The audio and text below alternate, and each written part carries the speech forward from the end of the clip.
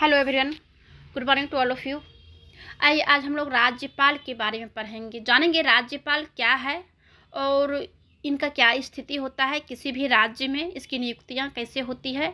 और एग्जाम में जो क्वेश्चन आता है राज्यपाल के बारे में मुख्य रूप से दो ही प्रश्न आता है, जिसमें कि पहला आता है कि राज्यपाल के कार्य एवं शक्तियाँ का वर्णन करें। दूसरा क्वेश्चन राज्यपाल की भूमिका का वर्णन करें। तो राज्यपाल के बारे में अगर दोनों में से कोई भी क्वेश्चन अगर आता है तो राज्यपाल के बारे में सारी बातों को लिखना पड़ेगा, जैसे इनका इंट्रोडक्शन हो गया और फिर नियुक्तियां, योग्यता, शपथ ग्रहण, जो जो ये सारी बातों को जो है दोनों क्वेश्चन में से दोनों को लिखना है। लेकिन जिसमें कार्य शक्ति है तो उसमें कार्य शक्ति लिखेंगे, और जिसमें भूमिका पूछा जाएगा तो सिर्फ भूमिका को लिखेंगे, कार्य शक्ति को सिर्फ नहीं लिखेंगे। तो आइए हम जानते हैं कि राज्यपाल के बारे में कैसे लिखेंगे, इसके बारे में जानकारी प्राप्त करते हैं। सबसे पहले जो है हम राज्यपाल को जो है हम पढ़ते हैं। राज्यपाल का इंट्रोडक्शन में है कि राज्यपाल राज्य का संवैधानिक प्रमुख होता है। वो संविधान, राज्यपाल का जो पद होता है वो संविधान में जो है संवैधानिक पद है और ये प्रमुख होता है। वह जो है मंत्रिपरिषद की सलाह पर कार्य करता है। राज्यपाल, जैसे कि राज्य में राज्यपाल होता है और फिर उपराज्यपाल केंद्र प्रशासित राज्य में होता है उपराज्यपाल, और जहाँ पे मुख्यमंत्री होते हैं, जहाँ पर कि केंद्र प्रशासित नहीं है तो वहाँ पे राज्यपाल होता है।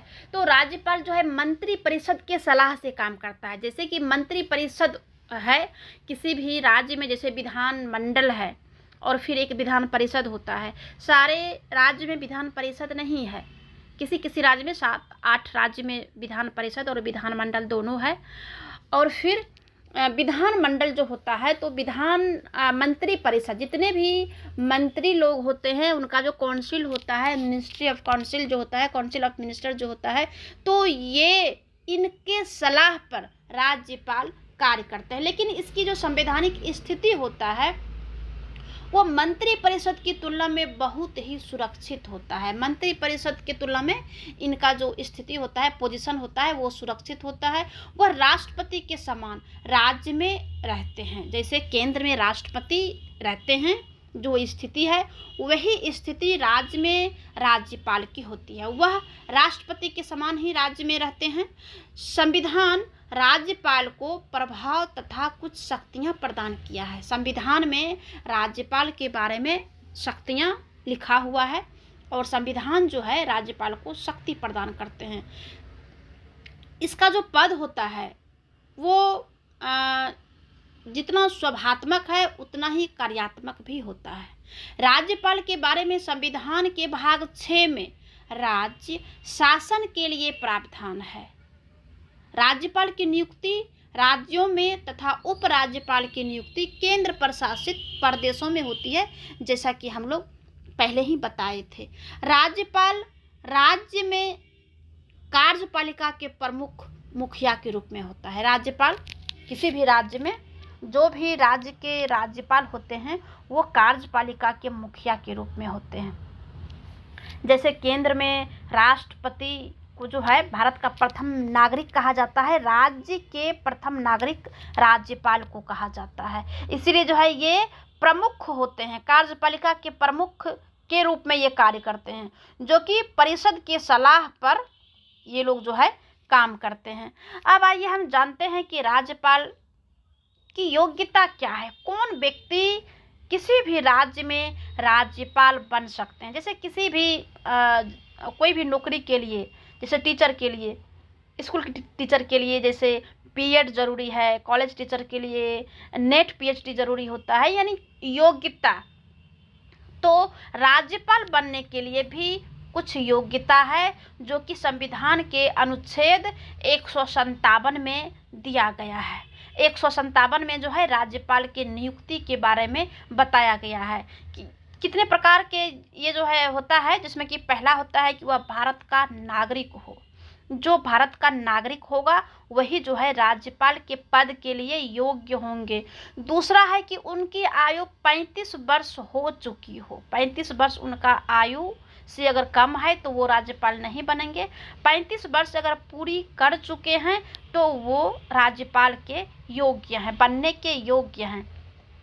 वह जो है किसी सरकार या केंद्र सरकार के अधीन किसी सार्वजनिक उपक्रम में लाभ के पद पर ना हो, यानी राज्य सरकार या केंद्र सरकार किसी भी उपक्रम में वह सरकारी जॉब में नहीं हो।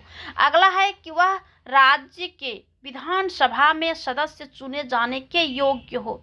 जैसे राज्य के विधान मंडल में जो सदस्य जिस प्रकार से चुना जाता है, तो जो उसकी योग्यता है उस योग्यता में भी इनको खरे उतरना है।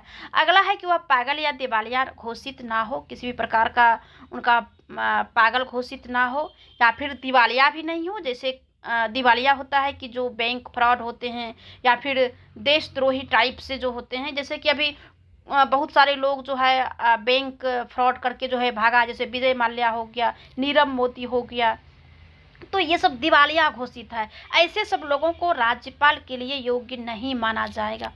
अब आइए जानते हैं कि राज्यपाल की नियुक्ति कैसे होता है, कौन करते हैं नियुक्ति।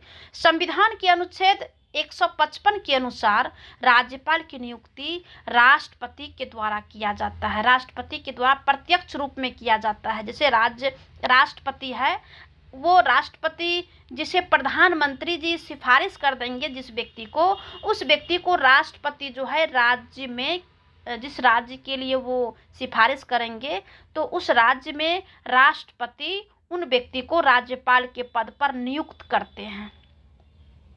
केंद्रीय मंत्रिमंडल यानी प्रधानमंत्री के सिफारिश पर ही जो है इनकी नियुक्तियां होती है। और राज्यपाल की नियुक्ति के संबंध में कई प्रकार की जो प्रथाएं जो परंपरा जो चली आ रही है वो है, जिसमें कि पहला है कि किसी व्यक्ति को उस राज्य के राज्यपाल नहीं नियुक्त किया जाएगा जिसका वह निवासी हो। अब जो राज्यपाल, जैसे बिहार के राज्यपाल जैसे भी फागू चौहान है, तो इनका जो ये जो निवासी हैं ये यूपी के हैं, उत्तर प्रदेश के हैं। तो इसी प्रकार से जिस भी राज्य में राज्यपाल की नियुक्ति होती है तो वह उस राज्य का निवासी नहीं हो। दूसरी प्रथा है कि राज्यपाल की नियुक्ति से पहले जिस राज्य में उनकी नियुक्ति होगा उस राज्य के मुख्यमंत्री से सलाह लेना होगा, उससे विचार विमर्श करके उस राज्य के राज्यपाल को नियुक्त करेंगे। ठीक है। आगे है कि राज्यपाल का कार्यकाल क्या होता है। ऐसे तो राज्यपाल का कार्यकाल भी 5 वर्ष का ही होता है, लेकिन राज्यपाल राज्य में केंद्र का प्रतिनिधि होता है और राष्ट्रपति के प्रसाद प्रयत्न ही पद पर बने रहते हैं। वह कभी भी पद से हटाया जा सकता है क्योंकि उन्हें राष्ट्रपति नियुक्त करते हैं। वो इलेक्टेड होके नहीं आते हैं, वो निर्वाचित होकर के नहीं आते हैं, जो कि उनमें कुछ प्रक्रिया होगा। राष्ट्रपति प्रत्यक्ष रूप से इन्हें नियुक्त करते हैं, तो राष्ट्रपति जब चाहे तब उन्हें पद से हटा सकते हैं। आगे है कि शपथ ग्रहण कौन दिलाते हैं राज्यपाल को। संविधान के अनुच्छेद 159 के अनुसार अपना पद ग्रहण करने से पूर्व राज्यपाल को उच्च न्यायालय के मुख्य न्यायाधीश के समक्ष शपथ लेनी पड़ती है।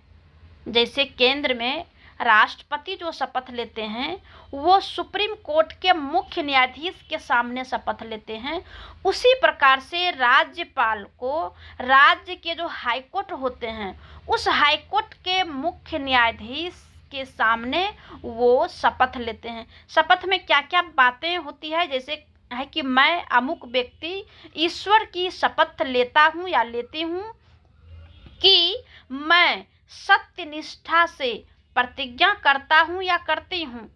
ठीक है, कि राज्य के नाम लेता है, जैसे बिहार है या यूपी है या पंजाब है, जिस भी राज्य के हो, दिल्ली तो केंद्र प्रशासित है।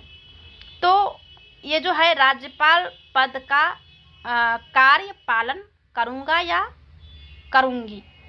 संविधान की परिरक्षा और सुरक्षा और प्रतिरक्षा करूँगा या करूँगी, और मैं फलाना राज्य की जनता की सेवा और कल्याण में निरंतर प्रयासरत रहूँगा या रहूँगी। ये जो है किसी भी राज्य के राज्यपाल उस राज्य के हाईकोर्ट के मुख्य न्यायाधीश के सामने जो है इन बातों का शपथ लेते हैं। आगे है कि राज्यपाल के वेतन और भत्ते क्या है। वर्तमान में राज्य का वेतन अभी तो हम इसलिए खाली छोड़े हैं कि गूगल पे सर्च करेंगे कि कितना है वेतन, क्योंकि राज्यपाल के वेतन में इधर कुछ हाल फिलहाल में जो है बढ़ोतरी हुआ है, तो राज्यपाल की वेतन इतना है, मासिक वेतन रहता है। इसके अतिरिक्त राज्यपाल को रहने के लिए निःशुल्क सरकारी भवन मिलता है और आने जाने, चिकित्सा और अन्य सुविधा भी प्राप्त होता है। सबसे बड़ी बात है कि राज्यपाल का जो वेतन होता है वह भारत के संचित निधि से ही दिए जाने के कारण मत जो है निरपेक्ष होता है, क्योंकि राज्य के जो राज्यपाल होते हैं उनका जो वेतन होता है वो भारत के संचित निधि से दिया जाता है। उसके कार्यकाल में उसके वेतन भत्तों में कमी नहीं किया जा सकता। उनके जो कार्यकाल होता है उस समय उनके वेतन में कमी नहीं किया जाएगा। अब आइए हम जानते हैं कि राज्यपाल राज्य के कार्यकारी के रूप में जो होते हैं वो किस प्रकार से कार्य करते हैं। जैसे कि राज्य का संवैधानिक प्रमुख होने के नाते राज्यपाल को कई महत्वपूर्ण कार्य करने होते हैं। इसमें बहुमत प्राप्त दल के नेता को राज्य के मुख्यमंत्री के रूप में नियुक्त करना और राज्य मंत्रिमंडल के गठन में मुख्यमंत्री की सहायता भी करते हैं। साथ ही राज्य के महाधिवक्ता तथा राज्य के जो लोक नीति होते हैं वो अपने लोक आयोग जो तो राज्य लोक सेवा आयोग होता है, तो उसके अध्यक्ष और सदस्यों की नियुक्ति का कार्य भी राज्यपाल के द्वारा ही किया जाता है। जैसे कि केंद्र में जितने भी आयोग है उस आयोग के अध्यक्ष की नियुक्ति राष्ट्रपति करते हैं, उसी प्रकार से किसी भी राज्य के राज्यपाल किसी भी आयोग के, जैसे राज्य आयोग होता है तो उसके अध्यक्ष की नियुक्ति करता है। केंद्र में जो राष्ट्रपति है, जो स्थिति शक्ति राष्ट्रपति को प्राप्त है वही स्थिति शक्ति और अधिकार जो है राज्यपाल को भी प्राप्त है। राज्यपाल और राष्ट्रपति में मेरे ख्याल से दो ही बातें में अंतर है, जिसमें कि पहला है कि राष्ट्रपति इलेक्टेड होते हैं, उनका चुनाव होता है। दूसरा है कि राष्ट्रपति को क्षमा दान करने का अधिकार है। जैसे आर्टिकल 72 के तहत जो है राष्ट्रपति किसी को अगर फांसी की सज़ा हो गई है तो वो उसे क्षमा कर सकते हैं या कम कर सकते हैं या फिर उम्र कैद में बदल सकते हैं, क्योंकि ये जो है राष्ट्रपति को अधिकार है। ये बातें जो है राज्य में राज्यपाल को प्राप्त नहीं है कि वो किसी को क्षमा कर सकते हैं, किसी की मृत्यु दंड को उम्र कैद में बदल सकते हैं या उम्र कैद को कुछ और जो है कम कर सकते हैं। ये सिर्फ राष्ट्रपति को प्राप्त है, राज्यपाल को नहीं है। बाकी जितनी भी बातें हैं वो किसी भी राज्यपाल को राष्ट्रपति से ही मिलता जुलता है। अब आइए हम जानते हैं कि राज्यपाल के कार्य एवं शक्तियाँ, कि राज्यपाल के रूप में कार्य में जो शक्तियाँ प्रदान किया गया है, कार्य के लिए कई कार्य है, तो उनको जो है क्या क्या शक्तियाँ प्राप्त है, जिसमें कि पहला है विधायी शक्ति। राज्यपाल के पास जो है राज्य की विधानसभा की बैठक में किसी भी स्थिति में जो है उसे बुलाने और किसी भी समय स्थगित करने का भी अधिकार होता है। साथ ही उसे दोनों सदनों की संयुक्त बैठक बुलाने का भी अधिकार है। उसे राज्य विधानसभा में पारित किए जाने वाले जितने भी विधायक जो होते हैं उसमें जो है वो विधेयक को रद्द भी कर सकते हैं या उसकी समीक्षा के लिए वापस भी भेज सकते हैं। राष्ट्रपति को भी जो है किसी भी राष्ट्रपति के पास भी भेजने का अधिकार है राज्यपाल को। जैसे कि किसी भी राज्य में अगर ये राष्ट्रपति शासन अगर लागू करना है तो वो राज्यपाल ही राष्ट्रपति को भेजते हैं। राज्य विधानसभा में कोई भी विधेयक जो है राज्यपाल की अनुमति के बिना जो है पारित नहीं किया जाता है। राज्य में आपातकाल के दौरान भी किसी भी प्रकार के अध्यादेश जारी करने का भी काम जो है राज्यपाल ही करते हैं। ये विधायी कार्य हुआ। दूसरा जो है कि राज्यपाल की वित्तीय शक्तियाँ, राज्यपाल को कुछ वित्तीय शक्तियाँ भी प्राप्त है। राज्यपाल का यह कार्य सुनिश्चित करना भी होता है कि वार्षिक वित्तीय विवरण यानी कि राज्य बजट जो होता है वो राज्य विधानमंडल के सामने रखा जाए। साथ ही किसी धन विधेयक को विधानसभा में उसकी अनुमति के बिना जो है या अनुमति के बाद ही प्रस्तुत किया जाता है। साथ ही पंचायत एवं नगर पालिका की जो वित्तीय स्थिति है उसकी भी समीक्षा करने का अधिकार राज्यपाल को प्राप्त है। आगे जो शक्ति है वो है न्यायिक शक्तियाँ। राज्यपाल के न्यायिक कार्यों में राज्य के उच्च न्यायालय के साथ विचार विमर्श, जिला न्यायाधीशों की नियुक्ति, स्थानांतरण और पदोन्नति संबंधी निर्णय लेना शामिल होता है। वह राज्य न्यायिक आयोग से जुड़े लोगों की स्थिति भी राज्यपाल को प्राप्त है। ठीक है, तो ये न्यायिक शक्तियाँ प्राप्त है। अब है राज्यपाल की व्यवस्थापिका संबंधी शक्तियाँ। क्या है व्यवस्थापिका संबंधी शक्तियाँ? राज्यपाल के विधानमंडल के जो अभी समय होता है तो वो अभिन्न अंग माना जाता है। राज्यपाल को विधानमंडल का अभिन्न अंग माना जाता है। जैसे कि पार्लियामेंट में 2 सदन है, लेकिन संसद जो है पार्लियामेंट 3 सदन मिलके बनता है, जिसमें कि लोकसभा, राज्यसभा और राष्ट्रपति भी होते हैं। तो उसी प्रकार से विधानमंडल का अभिन्न अंग माना जाता है राज्यपाल को, और इन्हें इसीलिए विधायी शक्तियाँ प्राप्त है। कितने प्रकार की विधायी शक्तियाँ प्राप्त है आइए जानते हैं। जिसमें कि पहला है कि राज्यपाल राज्य के विधानमंडल के सत्र को बुलाने और समाप्त करने का अधिकार भी होता है, और मंत्री परिषद की सलाह पर विधानसभा भंग भी करते हैं। दूसरा जो है कि राज्यपाल विधानमंडल के सदस्यों को मनोनीत करने का काम भी करते हैं। जैसे केंद्र में राष्ट्रपति जो राज्यसभा के 12 सदस्य को मनोनीत करते हैं, और लोकसभा के 2 सदस्य एंग्लो इंडियन जो है इनको भी जो है मनोनीत करते हैं। उसी प्रकार से राज्य में कुछ सदस्य को मनोनीत करने का अधिकार राज्यपाल को प्राप्त है, जो कि विधानमंडल का सदस्य होते हैं। आगे है कि राज्यपाल विधेयकों की स्वीकृति प्रदान करते हैं। जो भी विधेयक पास किया जाता है उसमें स्वीकृति लेना पड़ता है राज्यपाल की। और फिर राज्यपाल को भी अध्यादेश जारी करने का अधिकार है। जैसे राष्ट्रपति आर्टिकल 123 यानी 123 के तहत जो अध्यादेश जारी करते हैं, उसी प्रकार से राज्यपाल को अध्यादेश जारी करने का भी अधिकार है। उसके बाद हम निष्कर्ष पर पहुंचेंगे। निष्कर्ष में हम लिखेंगे कि अतः निष्कर्ष के रूप में हम कह सकते हैं कि पिछले साल महाराष्ट्र विधानसभा में किसी दल को बहुमत नहीं मिलने और सरकार बनाने के समर्थन तथा आरोपों के बीच राज्यपाल के पद का जो है मुद्दा एक बार फिर से केंद्र में आ गया है।